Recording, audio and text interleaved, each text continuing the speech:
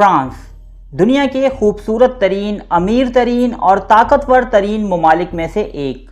اس کا دارالحکومت پیرس محبت اور خوشبوؤں کا شہر کہلاتا ہے۔ یہاں کے لوگ بہت ہی ملنسار اور پرامن مشہور ہیں۔ آج برطانیہ اور فرانس ایک دوسرے کے بہت اچھے ہمسائے مانے جاتے ہیں، مگر دوستو تاریخ میں ایک ایسا دور بھی گزرا ہے جب ان دونوں ممالک کے درمیان ایک جنگ پورے 100 سال جاری رہی۔ یہ جنگ 1337 سے شروع ہو کر 1453 میں ختم ہوئی۔ یہ فرانس کی تاریخ کا سب سے اہم اور نازک دور تھا، لیکن بدقسمتی سے اس جنگ کے دوران فرانس پر ایک ایسا بادشاہ مسلط ہوا جو کہ میڈ کنگ یعنی کہ پاگل بادشاہ کے نام سے جانا جاتا تھا۔ اس کا نام چارلز دی سکستھ تھا۔ یہ سن 1368 میں پیرس میں پیدا ہوا۔ اس کے باپ کا نام چارلز فائیو تھا، جو کہ ایک نہایت ہی قابل اور دور اندیش حکمران تھا۔ چارلز فائیو نے اپنے دور حکومت میں فرانس کو بہت ترقی دی اور یہاں امن قائم کیا، لیکن اس کی موت کے بعد اس کے بھائیوں نے حکومت سنبھالی اور ملکی خزانے کو خوب لوٹا۔ اس وقت چارلز دی سکستھ کی عمر صرف 11 سال تھی۔ ہوش سنبھالنے کے بعد جلد ہی چارلز دی سکستھ نے عنان حکومت اپنے ہاتھ میں لے لی۔ دوستو شروعات میں چارلز دی سکستھ پاگل نہیں تھا، بلکہ یہ تو بہت ہی عقل مند، بہادر اور خوبصورت بادشاہ تھا، جس نے عوام کے اوپر سے ٹیکسز کے بوجھ کم کیے، اپنی فوج کو دوبارہ منظم کیا اور فرانس ایک مرتبہ پھر ترقی کی راہ پر گامزن ہو گیا۔ اس کی شادی بیویریا یعنی موجودہ جرمنی کی ایک بہت خوبصورت شہزادی ایزابو سے کر دی گئی۔ زندگی بہت پرسکون انداز سے گزر رہی تھی کہ 1392 میں چارلز کو ایک پراسرار بیماری لاحق ہو گئی، جس کی وجہ سے اس کے سر کے تمام بال اور اس کے ناخن جھڑ گئے، جس کے بعد اسے کبھی کبھی ہلکے ہلکے بے ہوشی کے دورے بھی پڑنے لگے۔ کچھ دن بعد ایک نہایت ہی دل خراش واقعہ پیش آیا۔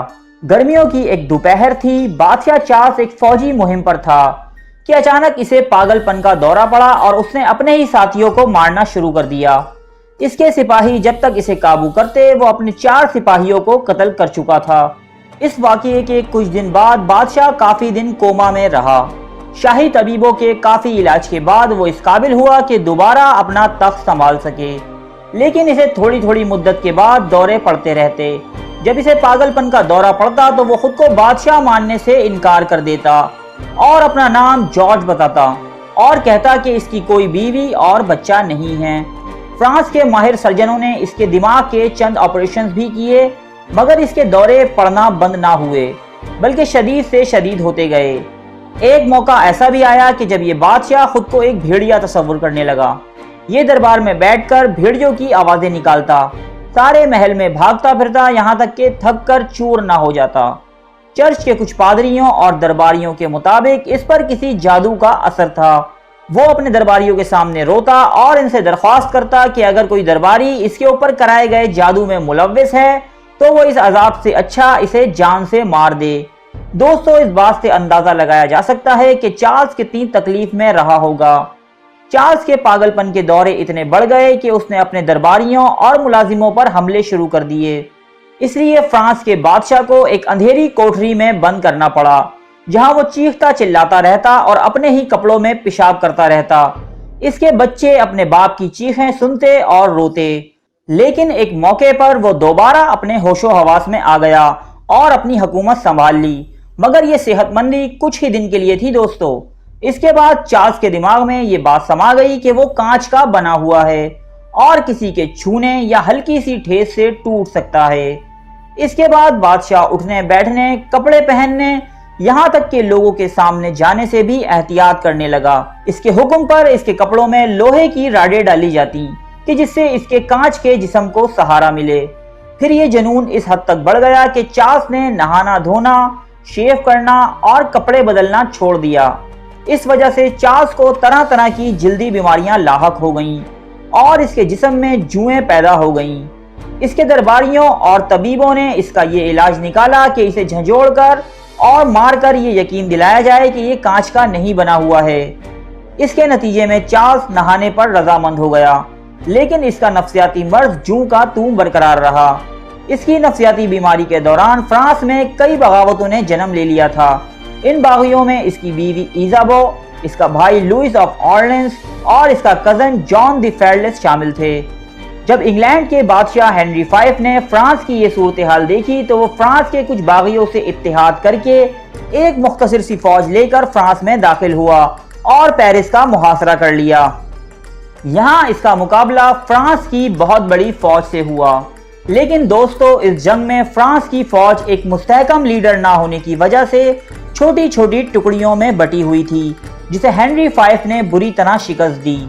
مورخین کے مطابق فرانس کے جنگی قیدیوں کی تعداد ہنری کی فوج سے کہیں زیادہ تھی، اس لیے ہنری نے ان سب کو مارنے کا حکم دیا، کیونکہ اگر وہ بغاوت کرتے تو اس کے لیے بڑی پریشانی کا سبب بن سکتے تھے۔ ہنری نے چارلز VI کی بیٹی سے شادی کر لی اور باقی فرانس فتح کرنے کی غرض سے نکل کھڑا ہوا۔ جب اسے یقین ہو گیا کہ فرانس اب مکمل اس کے ہاتھ میں آ چکا ہے تو وہ اپنا ایک سپہ سالار مقرر کر کے واپس انگلینڈ روانہ ہو گیا۔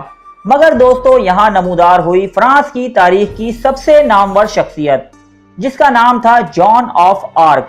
یہ ایک نوعمر لڑکی تھی جس نے فرانس کے لوگوں میں آزادی کی ایک نئی روح پھونک دی۔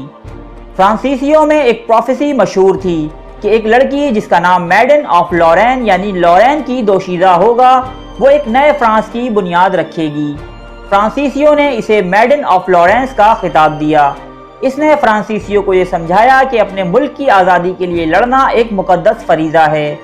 پھر ایک جنگ کے دوران اسے انگریز حکومت کے حامیوں نے گرفتار کر لیا اور اسے ایک جادوگرنی قرار دے کر 19 سال کی عمر میں زندہ جلا دیا گیا۔ اس کی موت سے سارا فرانس انگریزوں کے خلاف ہو گیا اور فرانس کی ہار اس کی جیت میں بدل گئی۔